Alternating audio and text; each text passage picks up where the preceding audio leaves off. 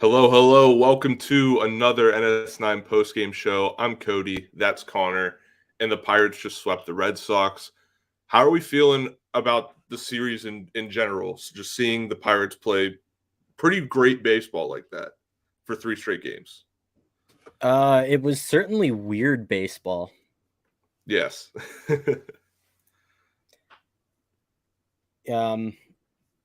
I don't really know what to make of it, to be honest. Keller Right. pitched great today. Yeah, we had a lot of good pitching from Keller today. I got worried there when that problem with the pesky pull. We thought we had a home run. Others thought it was foul.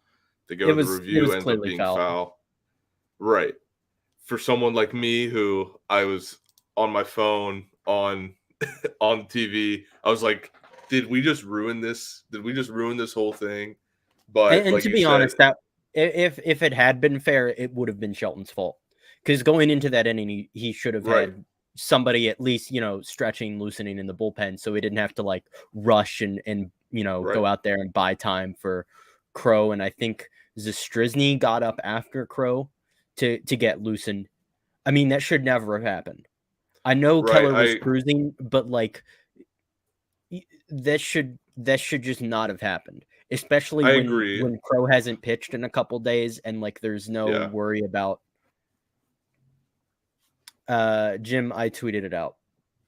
I was gonna say I don't have access to the NS9 Twitter. This has been established. But no, so yeah, Keller, like you said, that would have been Shelton's fault if it was a homer. I mean, Right, I think and after that pitch, he was at 96 pitches in the 6th inning. I mean, by the time the guy gets to 85, I think you should have someone at least throwing and tossing. Well, in the 7th. I thought it was the 6th. No, he went 7. You're right. I'm sorry. I was looking at the box score and said like 6.1. So that's why I thought it was the 6th. No, it's okay. But yeah, you're right. I mean, Shelton should have had somebody up in the bullpen. Yeah, it doesn't make sense. There's no question in my mind, especially with the pitch count. He got through those 2 outs really fast, but I mean that's why you have somebody warming in the pen. Yeah, because I mean, what does he think he's going to do at that point to Keller if he puts someone in the pen? Now, did Mitch deserve?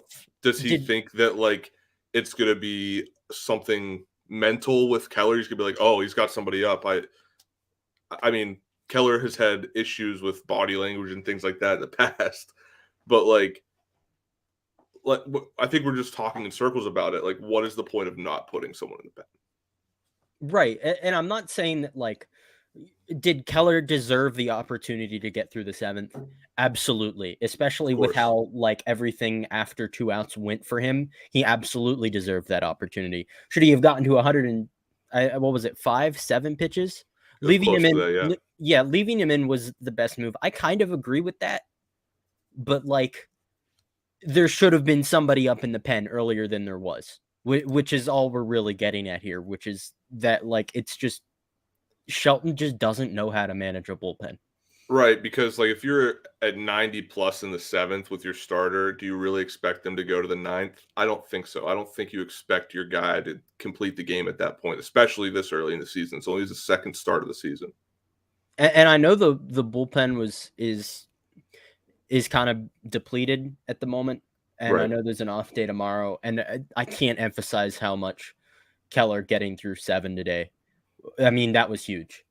It was huge because like Bednar wasn't available, Holderman wasn't available, Hernandez probably wasn't available.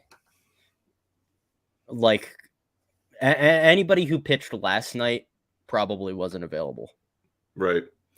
But speaking of that bullpen, I mean, this whole series, and then especially today after what happened with Keller getting out of that jam, they come in and they shut it down like they've been doing the past couple of days. Did you expect this out of the bullpen? They've given us a few heart attacks along the way, but and that leads me to believe that no, that we don't have a shutdown bullpen, that it is going to regress to the mean, but it is probably better than last year's pen. Yeah, I think everything that I've seen personally, I think I've been impressed with. Moretta is great. Moretta has no control. Yeah, but he gets it done. He's appeared in 3 games. Let's not More get than ahead of Keller. ourselves. He's appeared in more games than Keller. Right. And Keller's appeared in 2. But no, I'm impressed with the bullpen so far. But let's move on to the offense. We had great offense today, starting with, or am I getting this wrong? Well, I believe Santana. I have more to say about Keller, actually. Okay, one more thing. His control was great today. Yeah, it was up until like the last out that, I mean, it kind of was losing it. He was losing it a little bit. Obviously, he was getting up there in pitch count, but his control was great. The swing and miss didn't really come until later in the game. He ended up with 7 Ks. I think it was the 5th he struck out the side in order.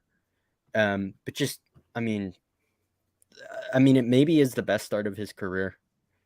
Yeah, I mean, the only thing I wanted to see, and I think he wanted it to happen, was that backdoor curve to get down in the top of the zone. He tried it a few times, like quite a few times. And I was like, he really wants that high corner on the lefty, or on the righty, I should say. No, lefty.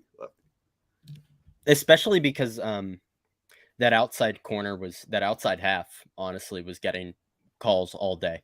Oh yeah, I noticed that way early on. I was like, yeah, this guy's calling it right outside the zone all day. You got to take advantage of it. Especially the bottom, both ways too. Yeah. So yeah, let's move on to the offense today. Santana gets his first as a Bucko officially. Santana's streak of bad luck finally ran out. Right, and that's good to see. He's been taking good at bats and hitting the ball hard, and he's just been getting so unlucky.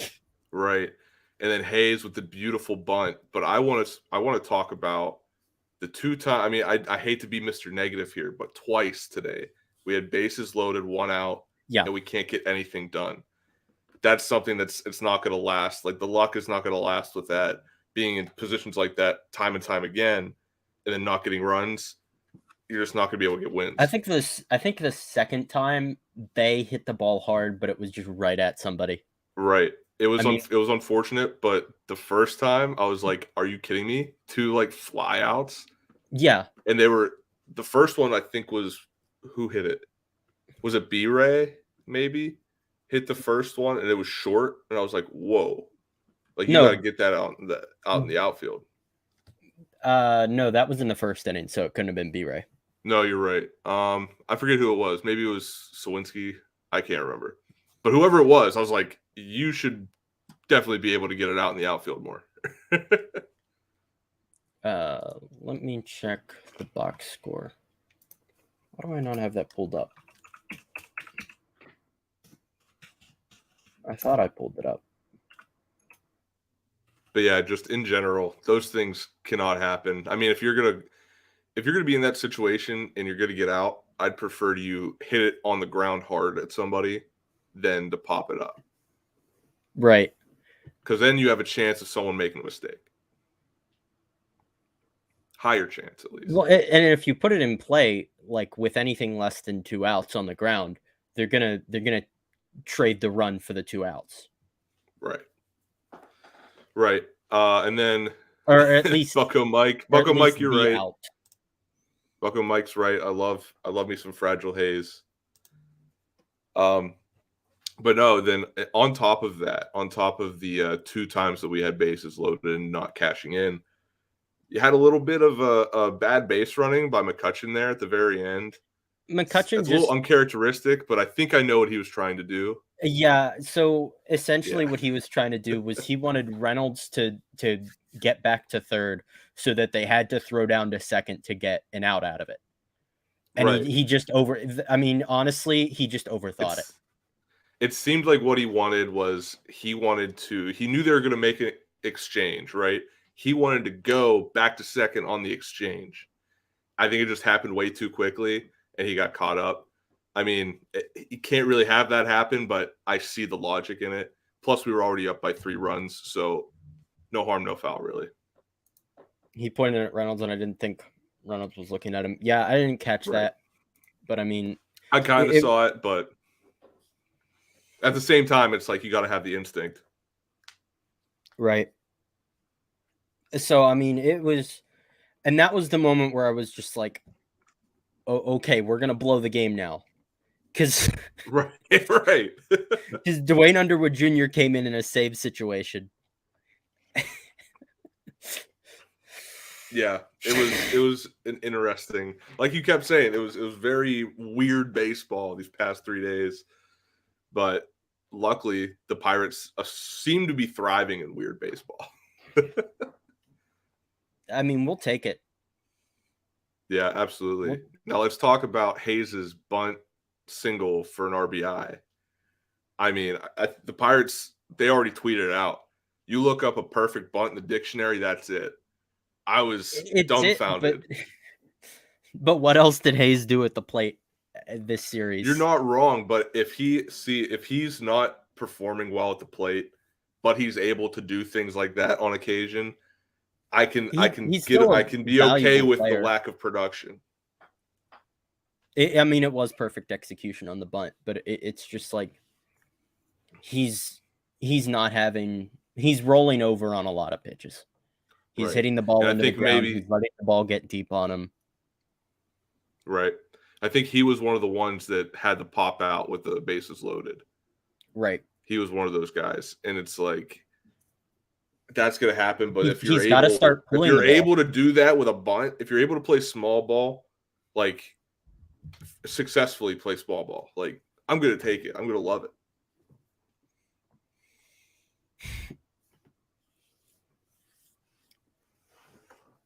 Are we at the point where it's like, I know we're what, 6 games into the season, right? But I feel like I've already seen enough Austin Hedges. Get Delay in there as the everyday guy. Let Hedges collect his $5 million paycheck from. I mean, what, the backup role. So like, why does it matter? You know, like Delay's, that's how I see it. Delay's not hurt. No, Hedges. Hedges is hurt. Well, I mean, when Hedges comes back, I would You like said to we've see. seen enough of Hedges. Just let Delay be the everyday guy. That's why I was saying, like, Yeah, it doesn't because really Hedges matter. Because Hedges is the worst hitter in baseball, and Delay isn't. Right, we know this. Like, I don't know why. Plus, the reason I'm saying why does it even matter is because the dude's on the IL for the 7-day IL or whatever. Like, Delay's the guy, so that's the guy. But I think, and I think a lot of people in Pittsburgh think, just bring up Endy. Get him, like, if it's a 7-day IL stint, bring up Endy and get some at bats. Why not? We know it's not even worth talking about because we know exactly why they're doing it, and we know it's not going to happen before June 17th or whenever it is that his Super 2 date comes. So it's just, I mean, obviously we can talk about it in terms of like our frustrations with it, but it's just not in the conversation of something that's going to happen unless there's like a crazy injury situation. Right. And I mean, coming back, because the next guy up is probably Carter Binns, and before that they probably go to like some other guy, or they'll claim somebody off waivers. Right. You know, and coming back to your original point, though, Delay has had a good couple of games. I believe he have a double today. He did. It was a beautiful double. Like you're saying, why have Hedges if Delay is gonna have at least a little bit of production? Especially because the kind of value that Hedges provides, he can provide that from a backup role.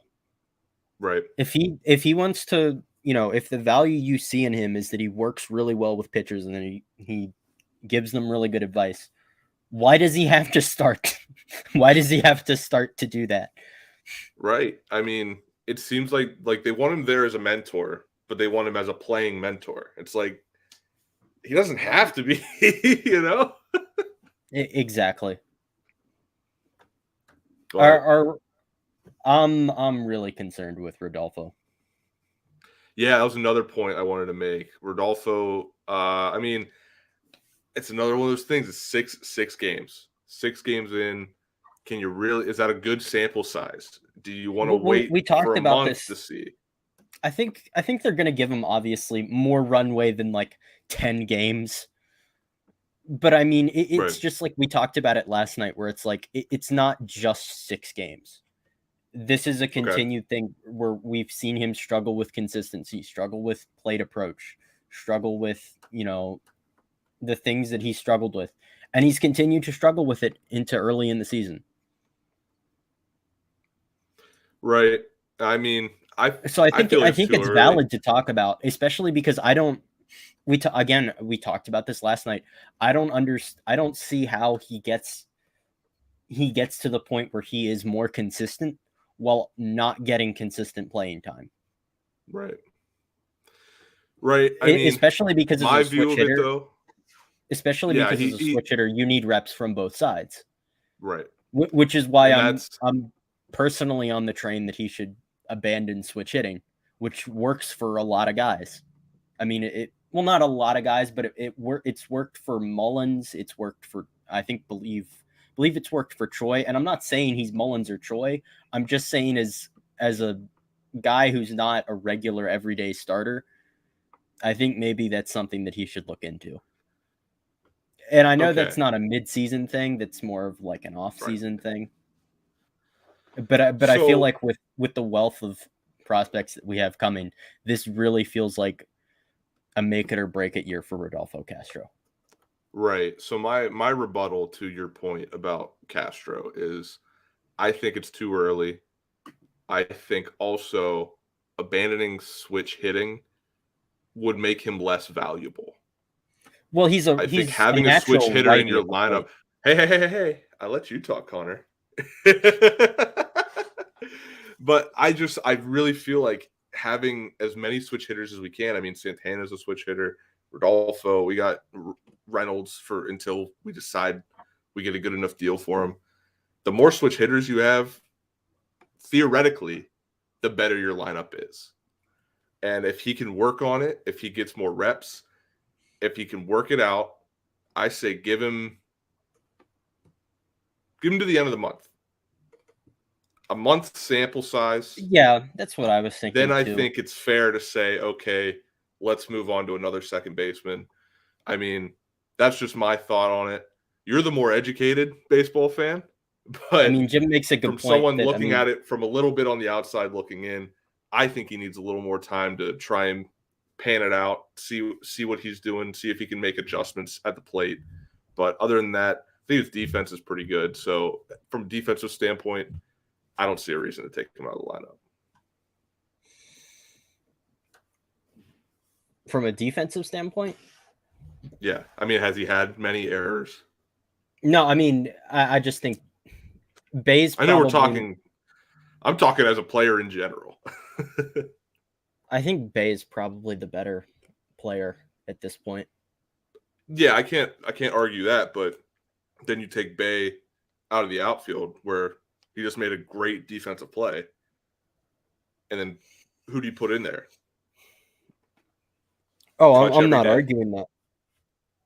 I'm not arguing that. CSN every day. I think CSN's another guy that needs to be I don't think he should be an everyday starter. He should be platooned with somebody. So, well, CSN is I really like what I've seen from CSN. I know. Yeah, I don't disagree. I think he's been great. His numbers are not great, but I think that's just because he went 0 for 4 last night. And I don't know what his line was before that, but it was significantly better than what his line is now, I think. But he just he has competitive at bats. I don't know if the hit tool is there, but he's just having competitive at bats. And that's I agree. And I mean, that's something we haven't had a lot of that. Yes, I agree 100%. I mean, I just love his approach. I love his attitude towards the game in general. I mean, he's just a dude. He's a dude. He just loves the game. He loves playing it, and he's going to play it to his fullest extent. And I mean, like we just said with Castro, it's early in the season. Let's see if they get better.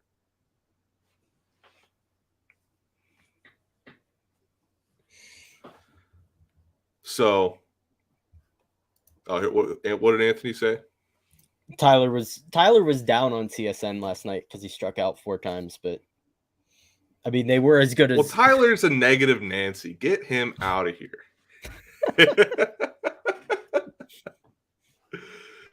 Oh man, I love Tyler, but he one negative thing. He's like, nope, I'm done. Get him out.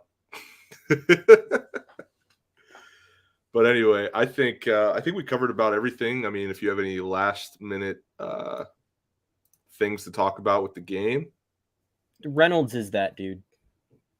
Yes. That's, I mean, well, his defense has taken a little toll these last couple of games. Well, there have been some conditions. I will say that. Conditions. The wind was blowing out like 20 miles an hour in that game where he dropped the fly ball. Like, but it's basically in his glove. Exactly. I mean, he should have made the play, but I'm just saying that, like, it comes with the caveat that the wind was blowing at like 20 miles an hour. I mean, you can make all the excuses you want for the guy, but he's supposed to be the dude, and he's dropping balls. I mean, same with the ball today off the wall. It was in his glove, and he just dropped it. Playing off the monster is hard, even for people who play in Fenway regularly. Okay, but Reynolds is supposed to be this guy we're holding to. He got the glove on it. We're holding him to this standard that we need everybody's best prospects for this guy, and he's not making defensive plays. Shut up. Hey, I got to put it out there. I got to be fair. If I'm going to stick up for the young guys because they don't have the experience, I got to be hard on the veterans. Reynolds will be fine. We've seen him. He'll be fine. I promise. I believe you. I'm just giving him a hard time. But anything else before we get out of here? I love what I'm seeing from Kutch. Yeah, he's obviously he's not that guy anymore. He's not even all-star caliber. But again, competitive at bats. Got 2 hits, I think, today. Hit by pitch. Did he walk? I don't remember. I don't think he did. No, just the hit by pitch, I believe. His first hit was great, I think. The hard ground ball to the outfield. That impressed me. Just to be able to get around on it that hard. I mean, his on-base percentage has got to be something crazy. Right. I don't even. Right. I can't find. I can't pull it up right now because my internet's being a little weird. But it's all good. But yeah, no. At this point in his career, that's all you can ask. Yeah. No. I put this out on Twitter. Base. Santana was the exact guy this team needed. I agree. Yeah. I mean, we were talking last night about Santana versus Troy. I'm probably leaning more towards Santana now. I think that's fair. I think that's fair. Like, I'm not sure that Santana actually gives, that much better or even better production than Choi, but just he was the right guy for this team at the right time. Right. And you can see it. But I also like the fact that we have both. I mean, we've had a couple of years now where we haven't even had a guy that really knew how to play first base to now we have 2 guys that we could platoon them. We could have one guy be the starter and the other guy the DH if we need to. I mean, I just like having all of them. Options. Having options. And if one of them gets hurt, we don't have to put like Josh Van Meter at first base, Exactly. I'm so happy with the first base situation. Hell, Santana could be batting below 100 right now and just be making defensive plays. I'd be happy because it's a true first baseman out there. The first base situation last year was historically bad. Right. I mean, there's no other words for it because you had Tsutsugo for half the season, and then you had Chavis for a quarter of the season over there. Well, I guess more like half the season. And then you had Van Meter over there platooning with Chavis. And it was just shit. It was just historically bad. Especially because none of them were good defensively. Chavis was the best one of them defensively, and he wasn't that good because first base wasn't his natural position and he was undersized. Exactly. Van Meter, I'm not even sure if Van Meter had played first base professionally in his career before that. He certainly hadn't played catcher defensively professionally. Right. So Santana and Troy was about as good as we could have done, because going into the offseason, I was like, okay, I was terrified that they were going to sign Jesus Aguilar and call it a day. Right. That they were going to trade, or that they were going to trade for Bobby Dahlbeck from, speaking of which, the Red Sox. Right. and just call it a day. Right. Santana and a platoon of Santana and Troy is about the best you could have done. Exactly. We got him, and now we just swept the Red Sox. Who would have thought? Not me. After they but here we are. All that shit. Reese McGuire really. How about that for a hodgepodge of nothingness? Reese McGuire, who was arrested for public masturbation, really tried to backflip. Yeah, no, he was. It was in a Walmart. You don't have to parking lot. Don't worry about it. Really tried to bat flip off Mitch Keller on a foul ball. He really did. And then he struck out looking. What a bozo. Well, on that note, I think we're gonna get out of here. I hate Keller the Red Sox so much. Keller with a great start. Santana gets his first homer as a Buck, and Hayes playing some small ball to contribute to the offense. Great win, great series win, great sweep. Hope we have many more. Thanks for joining us, folks. Yep. Peace. See you after the off day for post game of the home opener. We'll see you. Don't know who's doing it. I don't know either. I'll be at the game. Are you going to be at the game? I'll be at work. So we'll figure that out when it comes. All right. See you later, folks. See you later. Hey, you all. Thank you for watching. I know we try to provide the most entertaining content that we can, and we'd love to spread it to as many people as possible. So I know it doesn't seem like a lot, but if you could take the 5 seconds to like this video and subscribe to the page, it helps out so much more than you know. Thank you, and let's go Bucks.